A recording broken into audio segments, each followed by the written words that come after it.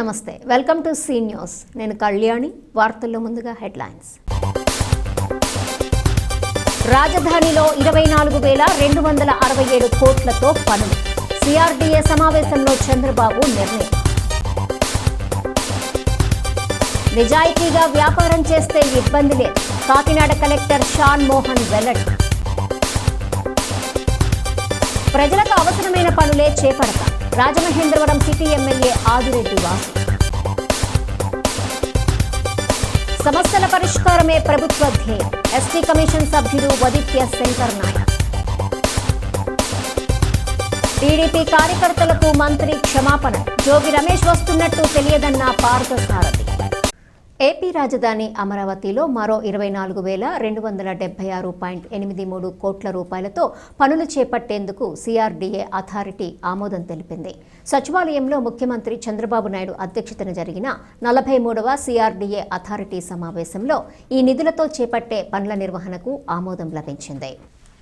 రాజధానిలో ప్రధాన రహదారులు, రాజధాని నిర్మాణానికి భూములిచ్చిన రైతులకు స్థలాలు కేటాయించిన ఎల్పీఎస్ లేఅవుట్లలో మౌలిక సదుపాయాల కల్పన, అసెంబ్లీ, హైకోర్టు, సచివాలయం, విభాగ అధిపతుల కార్యాలయ భవనాల నిర్మాణాలకు సంబంధించిన ప్రతిపాదనలకు 45,249.24 కోట్ల పనులకు ఆమోదం లభించింది. అథారిటీ సమావేశంలో తీసుకున్న నిర్ణయాలను మంత్రి పి నారాయణ వెల్లడించారు. ఈ నెలాఖరులోగా టెండర్లు పిలుస్తామని తెలిపారు. రాజధానిలో మౌలిక వస్తుల అభివృద్ధి, ప్రభుత్వ భవనాల నిర్మాణానికి మొత్తం 62,000 కోట్లు ఖర్చవుతుందని ఆయన వెల్లడించారు. మిగతా పనులకు వీలైనంత త్వరలో అనుమతులు తీసుకుంటామన్నారు.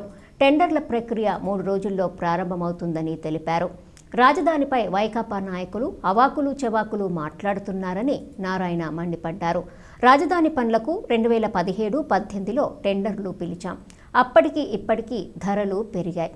వివిధ శాఖల చీఫ్ ఇంజనీర్లతో కూడిన కమిటీ నిర్ణయించిన ఏసీఆర్ ధరల ప్రకారమే ఇప్పుడు టెండర్లు పిలుస్తున్నామని వెల్లడించారు.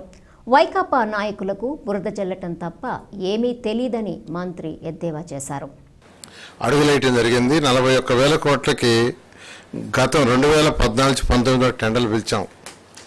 దాదాపు 5,000 కోట్ల రూపాయలు వర్క్స్ పూర్తయినాయి. అయితే గత ప్రభుత్వం వాటిలన్నింటినీ ఆపేసి 3 ముక్కలాట ఆడింది. అయితే ఈ ప్రభుత్వం రాగానే వెంటనే అమరావతిని టేకప్ చేస్తామని జరగడం జరిగింది. దానికి తగ్గట్టుగానే ఈ అథారిటీ మీటింగ్లో 8,820 కోట్ల 44 లక్షల రూపాయలకి యాక్చువల్గా ఈరోజు ట్రంక్ రోడ్స్, లేఅవుట్స్ బోత్ రోడ్స్లో ట్రంక్ రోడ్స్ అంటే మేజర్ రోడ్స్, పెద్ద పెద్ద రోడ్లు, 80 మీటర్లు 60 మీటర్ల రోడ్లు, అదేవిధంగా లేఅవుట్లలో వేసే రోడ్లు, ఈ రెండింటికి యాక్చువల్గా ఈరోజు అథారిటీ పర్మిషన్ ఇచ్చింది.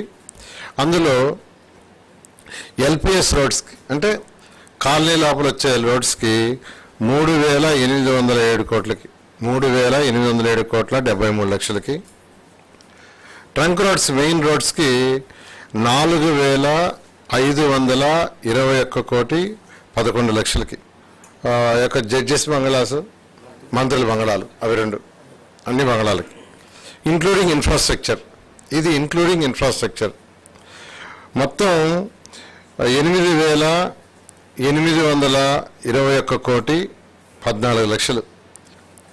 సో మొత్తం ఈ 2 మీటింగులో అంటే 41 అథారిటీ మీటింగు 42 కలిసి 20,292 కోట్ల 46 లక్షలకి యాక్చువల్గా ఈరోజు ఇవ్వటం జరిగింది. నేలపాడు, రాయపూడి, తర్వాత శాఖమూరు, పిచ్చుకపాలెం, తుళ్ళూరు, అనంతవరం, దొండపాడు, బోరుపాలెం, ఈ విలేజ్లు యాక్చువల్గా మొత్తం 236 కిలోమీటర్లు లేఅవుట్ రోడ్స్. మొత్తం సుమారుగా 1,200 నుంచి 1,500 కిలోమీటర్లు ఉంటాయి లేఅవుట్ రోడ్స్. ఓవరాల్గా ఏడీసీ రోడ్లలో యాక్చువల్గా కానీ సిఆర్డీఏ రోడ్లలో కానీ ఓవరాల్గా తీసుకుంటే ఒక 45% పెరుగుతుంది.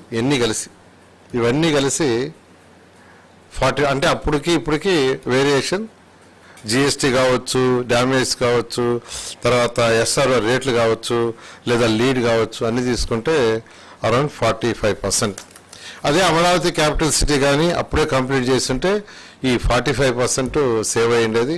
అయితే గత ప్రభుత్వం 3 ముక్కలు ఆటాడి ఏది చేయకుండా పోయింది.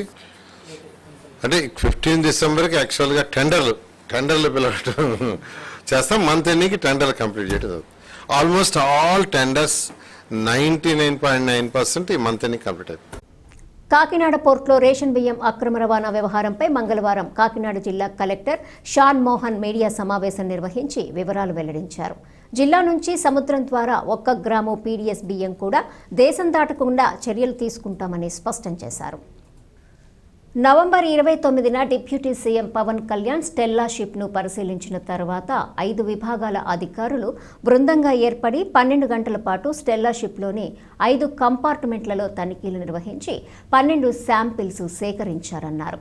షిప్లో దాదాపు 4,000 టన్నుల బియ్యం ఉండగా వాటిలో 1,320 టన్నుల పీడీఎస్ బియ్యం ఉన్నట్టు నిర్ధారించామని తెలిపారు. ఈ షిప్ ద్వారా సత్యం బాలాజీ రైస్ ఇండస్ట్రీస్ బియ్యం ఎగుమతి చేస్తున్నట్లు దర్యాప్తులో తేలిందని, వాళ్ళు ఎక్కడి నుంచి బియ్యం తీసుకొచ్చారు, ఎక్కడ నిల్వ చేశారనే దానిపై దర్యాప్తు జరుగుతోందని వెల్లడించారు. 1,320 టన్నుల బియ్యాన్ని వెంటనే షిప్ నుంచి అన్లోడ్ చేయించి సీజ్ చేస్తామని, కాకినాడ పోర్టులో ఇంకా లోడ్ చేయాల్సిన బియ్యం 12,000 టన్నులు ఉన్నాయి. వాటిలో ఎక్కడా పీడీఎస్ బియ్యం లేవని నిర్ధారించుకున్న తర్వాతే లోడింగ్కు అనుమతిస్తామన్నారు. కాకినాడ యాంకేజ్ పోర్టు, డీప్ వాటర్ పోర్టులో కూడా మరో చెక్ పోస్ట్ ఏర్పాటు చేశామని, షిప్ ఎప్పుడు రిలీజ్ చేయాలనే దానిపై త్వరలో నిర్ణయం తీసుకుంటామని, నిజాయితీగా బియ్యం వ్యాపారం చేసేవారికి ప్రభుత్వం నుంచి ఎలాంటి ఇబ్బందులు ఉండవని, వ్యాపారులు కూలీలు భయపడాల్సిన అవసరం లేదని కాకినాడ కలెక్టర్ స్పష్టం చేశారు. అభివృద్ధి సంక్షేమం కూటమి ప్రభుత్వానికి 2 కళ్లని రాజమండ్రి సిటీ ఎమ్మెల్యే ఆదిరెడ్డి శ్రీనివాస్ అన్నారు. స్థానిక 7వ డివిజన్లో 35 లక్షలతో నెస్ట్ ఆసుపత్రి వీధి, 8వ డివిజన్లో సుమారు 1 కోటి రూపాయలతో హెచ్డిఎఫ్సి బ్యాంకు ఎదురు వీధి రోడ్ల నిర్మాణానికి మంగళవారం శిలాఫలకాన్ని ఆవిష్కరించారు. ఎమ్మెల్యే ఆదిరెడ్డి మాట్లాడుతూ ఏనాడో ప్రారంభం కావాల్సిన అభివృద్ధి పనులు టీచర్స్ ఎమ్మెల్సీ ఎన్నికల కోడ్ కారణంగా వాయిదా పడి ప్రస్తుతం జరుగుతున్నాయన్నారు. నగరంలో గుంతలను వచ్చే పండగలోపు పూడ్చటం జరుగుతుందన్నారు. ఎన్డీఏ కూటమి అధికారంలోకి వచ్చాక నగరంలో సుమారు 10 కోట్ల విలువైన పనులు పూర్తి చేసుకోవటం జరిగిందన్నారు. అలాగే 22,51 లక్షల పనులు జరుగుతున్నాయన్నారు. ఇంకా 3,90 లక్షల పనులు ప్రారంభించాల్సిన అవసరం ఉందన్నారు. ఇంకా 3,42 లక్షల పనులు టెండర్ స్టేజ్లో ఉన్నాయన్నారు. 70 కోట్ల పనులు ఎన్డీఏ కూటమి అధికారంలోకి వచ్చిన తర్వాత 6 నెలల్లో పనులు ప్రారంభించగలిగామంటే అది ఎన్డీఏ కూటమికి అభివృద్ధి పట్ల ఉన్న బాధ్యత అన్నారు. నగరానికి 70 కోట్ల పనులు అవసరం పడతా ఉన్నాయంటే గత 5 సంవత్సరాలు వైకాపా పాలకులు ఏం చేయలేదని స్పష్టంగా అర్థమవుతోందన్నారు. సాంస్కృతిక రాజధాని రాజమండ్రి ప్రజలకు ఏం అవసరమో ఆ పనులు చేస్తామన్నారు. జనసేన సిటీ ఇన్ఛార్జు అత్తి సత్యనారాయణ, టీడీపీ నాయకులు వర్రె శ్రీనివాసరావు, కోరుమెల్లి విజయశేఖర్, బొర్రా చిన్ని, కోకోనట్ వాసు, దాస్యం ప్రసాద్, వై దేవి ప్రసాద్, ప్రతాప్ యాదవ్, కుచ్చర్లపాటి విశ్వనాథరాజు, మీసాల నాగమణి, కర్ణం లక్ష్మీనాయుడు, వానపల్లి శ్రీనివాస్ తదితరులు పాల్గొన్నారు. రాజమహేంద్రవరం సిటీ నియోజకవర్గంలో అభివృద్ధి కార్యక్రమాలకి శ్రీకారం చుట్టే కార్యక్రమం రోజు రోజుకి జరుగుతూ ఉంది. మొన్నటి రోజు వరకు కూడా ఎలక్షన్ కోడ్ ఉండడం వల్ల కొన్ని అనివార్య కారణాల వల్ల ఆ రోడ్డు ఏదైతే గుంతలు ఉన్న రోడ్లని పూడ్చే కార్యక్రమం చేయలేకపోయాం. ఎలక్షన్ కోడ్ అయిన వెంటనే మరుసటి రోజే ఏదైతే రోడ్లు ఏదైతే గుంతలతో ఉన్నాయో అవన్నీ కూడా పండగలోపు పూర్తి చేయాలన్నది గౌరవ ముఖ్యమంత్రి గారు ఆదేశాలు. ఆ కార్యక్రమం జరుగుతూ ఉంది. మరో పక్కన సుమారు ఈ 5-6 నెలల్లో 10 కోట్ల విలువ చేసే పనులు పూర్తి చేస్తున్నాం. ఈ వారం రోజులుగా ఒక 15 కోట్ల పనులకి శ్రీకారం చుడతా ఉన్నాం. ఇంకా 30 కోట్ల పైన పనులు టెండర్ స్టేజ్లో ఉన్నాయి. అంటే సుమారు ఒక 40-50 కోట్ల పనులు, ఇవన్నీ కూడా ఒక 60 కోట్ల పనులు అన్నీ జరుగుతూ ఉన్నాయి. కొన్ని జరిగిపోయినాయి కూడా. అంటే అభివృద్ధి కార్యక్రమాలు ఎన్డీఏ కూటమి ముందుకు తీసుకెళ్తా ఉంది. అది కూడా ఎలాగంటే అభివృద్ధి అంటే పార్కుల్ని సుందరీకరణ చేయడం కాదు, అవసరమైన చోట్ల రోడ్లు వేయడం, అవసరమైన చోట్ల డ్రైన్లు వేయడం, ప్రజలతో చర్చించి వాళ్ళ అవసరాల రీత్యా ఇంకా కూడా ప్రతిపాదనలు పంపిస్తూనే ఉన్నాం. అంటే వాళ్ళు దుబారా చేసేసారు. అనవసరమైన డివైడర్లు కట్టి దానికి బిల్లలు అంటించి ఫుట్పాత్లు చేసి దానికి టైల్స్ వేసి కార్పొరేషన్ నిధులు సహజంగా కార్పొరేషన్కు వచ్చే రాబడి ఏదైతే ఉన్నాయో ఆ నిధులు దుర్వినియోగం చేశాం. వాళ్ళందరూ కూడా దుర్వినియోగం చేశారు. మేము ఇప్పుడు సద్వినియోగం చేసే కార్యక్రమం శ్రీకారం చుట్టాం. ఇది ఆరంభం. రోజు రోజుకి ఇంకా అభివృద్ధి కార్యక్రమాలు ముందుకు తీసుకెళ్తాం. రాష్ట్రంలో అనంతపురం నుండి శ్రీకాకుళం వరకు 34 షెడ్యూల్ తెగల వారు ఉన్నారని, వారందరి సమస్యలు పరిష్కరించేందుకు రాష్ట్ర ప్రభుత్వం కృతనిశ్చయంతో ఉందని రాష్ట్ర ఎస్టీ కమిషన్ సభ్యులు వదిత్య శంకర్ నాయక్ పేర్కొన్నారు. జిల్లా పర్యటనలో భాగంగా ఆయన పలు సంఘాలతో సమావేశం నిర్వహించారు. రాష్ట్రంలో అనంతపురం నుండి శ్రీకాకుళం వరకు 34 షెడ్యూల్ తెగల వారు ఉన్నారని, వారందరి సమస్యలు పరిష్కరించేందుకు రాష్ట్ర ప్రభుత్వం కృతనిశ్చయంతో ఉందని రాష్ట్ర ఎస్టీ కమిషన్ సభ్యులు వదిత్య శంకర్ నాయక్ పేర్కొన్నారు. జిల్లా పర్యటనలో భాగంగా ఆయన పలు సంఘాలతో సమావేశం నిర్వహించారు. రాజమండ్రి రూరల్ కడియం మండలం వేమగిరి పంచాయతీ కార్యాలయం వద్ద జిల్లా గిరిజన సంక్షేమ శాఖ అధికారి కేఎన్ జ్యోతి మండల స్థాయి అధికారులతో కలిసి ఎస్టీ కుల పెద్దలతో సమావేశం నిర్వహించి వారి నుండి సమస్యలను అడిగి తెలుసుకున్నారు. ఆయన మాట్లాడుతూ షెడ్యూల్ తెగల ప్రజల సమస్యలన్నింటినీ రాష్ట్ర ఎస్టీ కమిషన్ దృష్టికి తీసుకెళ్లి పరిష్కరించేందుకు కృషి చేస్తామని హామీ ఇచ్చారు. బాల్య వివాహాలు జరగకుండా చూడాలని, వివాహ వయస్సు నిండిన వారికి వివాహాలు చేయాలని, అప్పుడే వారికి సమాజంలో పెద్దలతో ఎలా మెలగాలో అవగాహన వస్తుందని పేర్కొన్నారు. ఎవరినైనా ప్రశ్నించే హక్కు కలిగి ఉండాలంటే వాటిపై అవగాహన కలిగి ఉండాలన్నారు. పిల్లల్ని 20 సంవత్సరాలు వచ్చే వరకు చదివించడం వల్ల వారిని సమాజంలో గౌరవంగా జీవించగలుగుతారని పేర్కొన్నారు. ఇప్పుడు ప్రభుత్వం చదువుకోవటానికి ఎన్నో అవకాశాలు కల్పిస్తూ ఉన్నాయని, వాటిని సద్వినియోగం చేసుకోవాలని కోరారు. వాటి గురించి తెలుసుకునేందుకు ముందుకు రావాలని, అవసరం ఎంతైనా ఉందని పేర్కొన్నారు. మరి ముందుగా నా పేరు వడిత్య శంకర్ నాయక్. నేను ఏపీ స్టేట్ ఎస్టీ కమిషన్లో గౌరవ సభ్యులుగా ఉన్నాను. My proper district Anantapur, Rayalaseema region నాది. మరి నేను కూడా మీ జిల్లాకు రావాలి, మిమ్మల్ని కలవాలి, మీలో ఒకటిగా మీ బిడ్డగా మీ సమస్యల్ని తెలుసుకోవాలని చెప్పి ఇవాళ తూర్పుగోదావరి జిల్లాకు రావడం, మరి ఇక్కడ ఉన్నటువంటి అధికారుల యొక్క సమక్షంలో, మన కమ్యూనిటీకి సంబంధించినటువంటి కుల పెద్దల యొక్క సమక్షంలో మీతో కలవడం, మీ సమస్యలు అన్నీ కూడా వినడం నిజంగా ఒక పక్క బాధగా ఉంది, ఒక పక్క నాకు ఆనందంగా కూడా ఉంది. మన సమాజం, ఈ సమాజం కూడా బాగుంటుంది కాబట్టి ఫస్ట్ ఆఫ్ ఆల్ చేయాల్సింది బాగా చదివించండి, ఆడపిల్లల్ని కూడా బాగా చదివించండి, బాల్య వివాహాలు చేయవద్దు. మినిమం ఆడపిల్లకు మినిమం 25 సంవత్సరాలు 20 సంవత్సరాలు దాటే వరకు పెళ్లి చేయొద్దు. కనీసం భర్తతో ఎలా ఉండాలో తెలియని వయసు, కనీసం అత్తతో మామతో సమాజం కొనసాగిస్తారు, ఎలా జీవిస్తారో ఒకసారి ఆలోచించమని అడుగుతా ఉన్నా. కాబట్టి దయచేసి మనం ఒకరిని అడిగే ముందు మన బాధ్యతను కూడా మనం గుర్తించాలి. కాబట్టి మనం వాళ్ళు గొప్పగా చదివించు, 20 సంవత్సరాలు నీ పేరు చెప్పుకుని సమాజంలో గౌరవంగా బతుకుతారు. మనం చదివించలేకపోతా ఉన్నాం, అవకాశాలు చాలా ఉన్నాయి. ఇవాళ మనకు ప్రభుత్వం జీరో క్లాస్ నుంచి హైయర్ ఎడ్యుకేషన్ వరకు ప్రభుత్వం అన్నీ ఇస్తూ ఉంది. ఇవాళ మనం దాన్ని సరిగా అమలు అంటే దాని గురించి తెలియకపోవడం, దాన్ని ఎలా అనుభవించాలో, దాన్ని ఎలా స్వీకరించాలో తెలియకపోవడం వల్ల మనం నష్టపోతా ఉన్నాం. చెడు అలవాట్లకి బానిసలుగా, చెడు వ్యసనాలకి మనం బానిసలుగా, మనం ఎంతసేపు ఈరోజు 500-1000 రూపాయలు సంపాదించి సాయంత్రం వచ్చి తిని తాగి పడుకుంటే మరి దాని రేపు మళ్ళీ అదే పని చేయాలి. మరి నిన్ను నీ బిడ్డలు రోజు తండ్రి తాగితే, తల్లి తాగితే ఆ బిడ్డలు చూస్తే వాళ్ళు కూడా అలాగే తయారవుతారు. కాబట్టి దయచేసి అమ్మ, మీ బిడ్డల్ని బాగా చదివించండి. ఈ సమస్యల పరిష్కారం కావాలంటే ఒక రోజుతో అవ్వదు. తెలుగుదేశం పార్టీ కార్యకర్తలకు రాష్ట్ర గృహ నిర్మాణ, సమాచార, పౌర సంబంధాల శాఖ మంత్రి కొలుసు పార్థసారథి మరోసారి క్షమాపణలు చెప్పారు. చంద్రబాబు, లోకేష్ నాకు ఇచ్చిన గౌరవాన్ని ఎప్పుడూ మర్చిపోనని పేర్కొంటూ తెలుగుదేశం పార్టీ సిద్ధాంతాలను దెబ్బతీసే వ్యక్తిని మాత్రం కాదంటూ వ్యాఖ్యానించారు. ఏలూరు జిల్లా నూజివీడులో ఆదివారం జరిగిన సర్దార్ గౌతులచ్చన్న విగ్రహావిష్కరణ కార్యక్రమంలో వైకాపా నేత మాజీ మంత్రి జోగి రమేష్తో కలిసి పాల్గొనడంపై పార్టీలో తీవ్ర అసంతృప్తి వ్యక్తమైన విషయం తెలిసిందే. దీంతో పార్థసారథి ఇప్పటికే సీఎం చంద్రబాబుకు క్షమాపణలు చెప్పారు.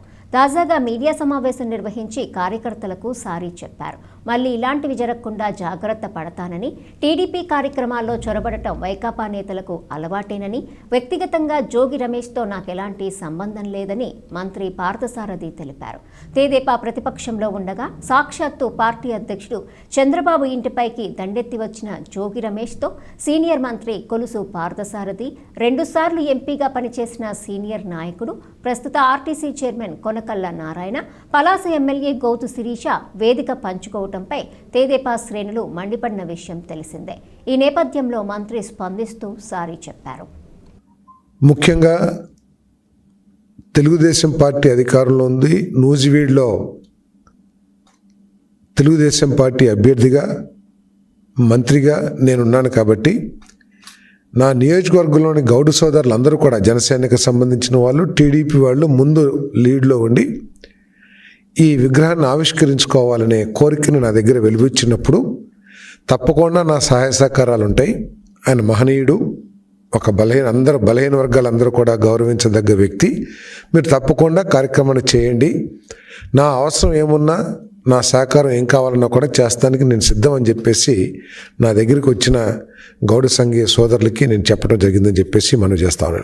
దీంట్లో ఇన్వైటీస్ని నిర్ణయించడంలో కానీ, కార్యక్రమం నిర్వహించే ఆలోచనలో భాగం కానీ పార్టీకి ఎటువంటి ప్రమేయం లేదని చెప్పేసి కూడా సందర్భంగా తెలియజేస్తాను. ఎక్కడ కూడా పార్టీ అధ్యక్షులు లేకపోతే మండల అధ్యక్షులు అటువంటి వాళ్ళు ఎవరు కూడా ఇన్వాల్వ్ కాల. కేవలం గౌడ సంఘీయులు, వాళ్ళు గౌడ అధ్యక్షులు, గౌడ సెక్రటరీస్, గౌడ కోశాధికారులు, గౌడ వైస్ ప్రెసిడెంట్, జిల్లా అధ్యక్షులు, మండల అధ్యక్షులు, నియోజకవర్గ వాళ్ళు మాత్రమే ఈ కార్యక్రమాన్ని డిజైన్ చేసుకుని చేస్తడం జరిగింది. సో తర్వాత వాళ్ళు ఏదైనా ఇన్విటేషన్ కొట్టుండొచ్చు.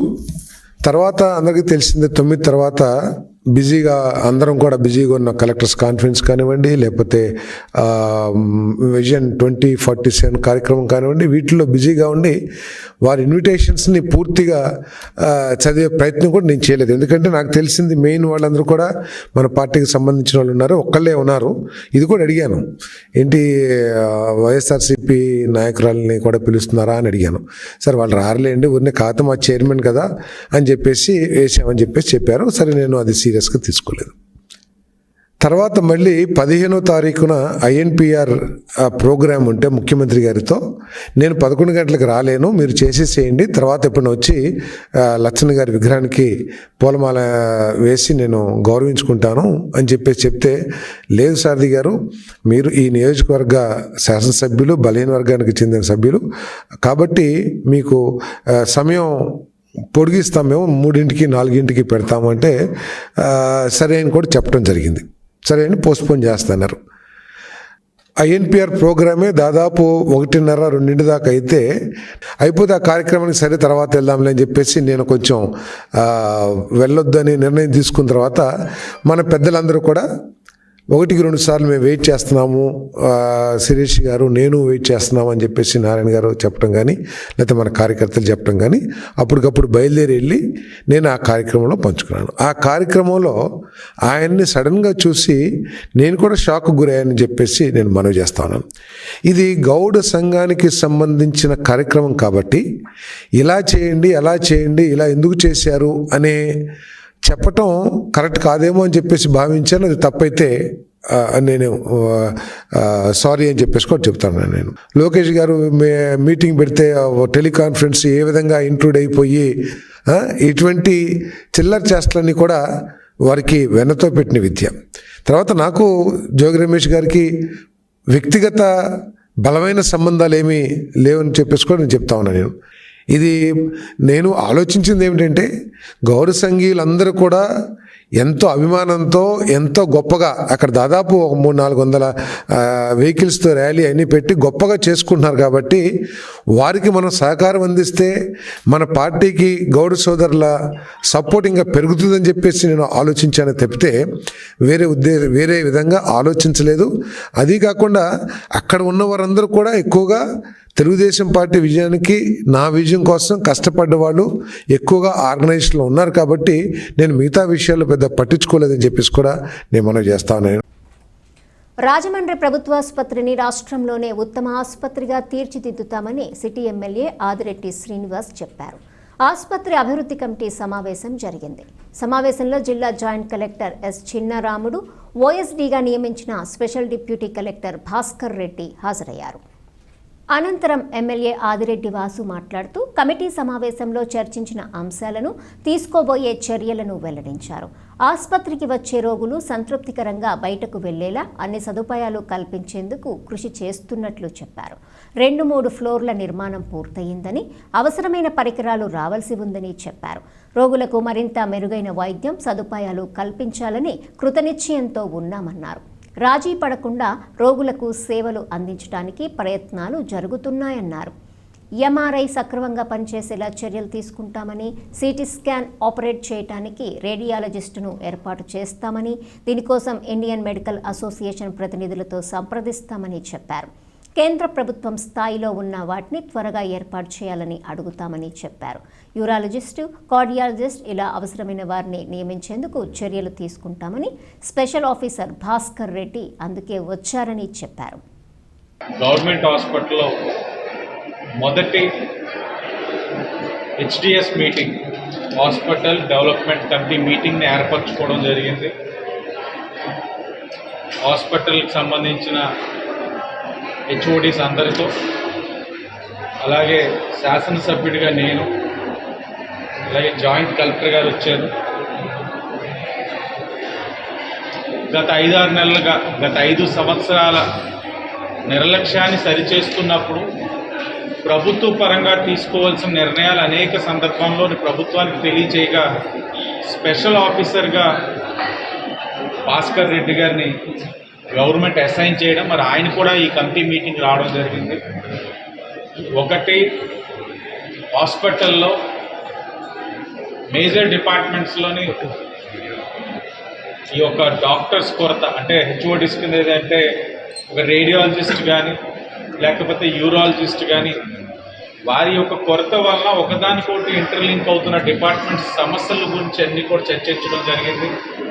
అలాగే హాస్పిటల్ డెవలప్మెంట్ ఆస్పెక్ట్లో ఏదైతే నిర్ణయాలు తీసుకోవాలో అవన్నీ కూడా కమిటీ ముందుకు రావడం, వాటన్నిటిని కూడా అప్రూవ్ చేసుకొని ఎవరైతే రోగులు వస్తూ ఉన్నారో వారు ఏ విధమైన అసౌకర్యం కలగకుండా వాళ్ళందరూ కూడా సంతృప్తిగా హాస్పిటల్ నుంచి బయటికి వెళ్ళేందుకు ఏం చర్యలు తీసుకోవాలో అన్ని చర్యల గురించి కూడా చర్చించాం. ఉదాహరణకి 2nd, 3rd ఫ్లోర్ ఏదైతే ఆపరేషన్స్కి సిద్ధంగా ఉన్న ఎక్విప్మెంట్ ఇంకా రాని పరిస్థితులు ఉన్నాయి. కాంట్రాక్టర్ దగ్గర నుంచి ఇంకా ఎక్విప్మెంట్ సరఫరా చేయని పరిస్థితులు ఉన్నాయి. దాని మీద కూడా కాంట్రాక్టర్ దగ్గర నుంచి ప్రాపర్ సమాధానం తీసుకున్నాం. ఆయన అయితే నెలాఖరికల్లా ఎక్విప్మెంట్ అంతా సరఫరా చేస్తారు. ఇది రావడం వల్ల మరింత మెరుగైన వైద్యం అందించడానికి అవకాశం ఉంటుంది. ఇలాంటి కొన్ని డిపార్ట్మెంటల్ మధ్యన సమస్య అని చెప్పలేము, కానీ